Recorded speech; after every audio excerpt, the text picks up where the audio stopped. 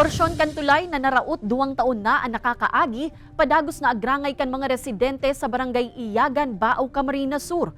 Alternatibong tulay sa lugar, nagibukan pirang residente pigtsatsagaan sa lugar. Tutukan sa report ni Chris Novello.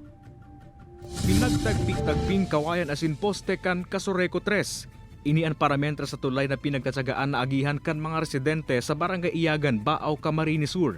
Ini man subuotan nagiging access road kan mga residente pasiring sa Ocampo, Camarines Sur asin iba pang banwaan sa partido.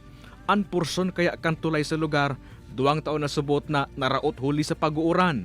Di man mali kaya na mahandal kan pirang residente huli sa piligrong dara kaini, urog na ngunya na haranin ang tiguran. Apwera kaini pirang motorista naman subot ang naaksidente sa lugar. Pinangangambahan po namin sir na baka ngayong tag-ulan mawalan na kami ng daanan. Sa katunayan po may 3 motong na po dyan nahulog, nadala na sa ospital. Hindi na po natatakot kami baka may madisgrasya, mawalan ng buhay. Naipaabot naman subuot kan barangay council sa mga nanunungdan ang nasabing problema. Ang sabi, ipapaayos na po. Pero inahalat-halat mi naman po. No rin. Paliwanag kan LGU Baaw taong 2018 kan enot na hinagad nindang ma-repair and spillway alagad naraot kan taong 2022.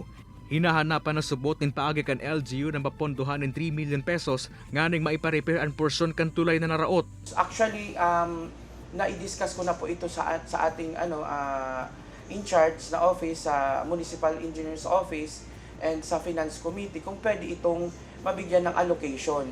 Kaso ito po ay ito kasing part na ito hindi ito municipal hindi ito part ng municipal road kundi nasa provincial road. Buot sabihon ang provincial government subot ang dapat magpondo kaini base sa sinusunod na kasuguan kan Commission on Audit. Sa ibong kaini hihingon subot kan LGU na mapapondohan na ini sa DPWH o sa Congressional District na nakakasakop sa lugar.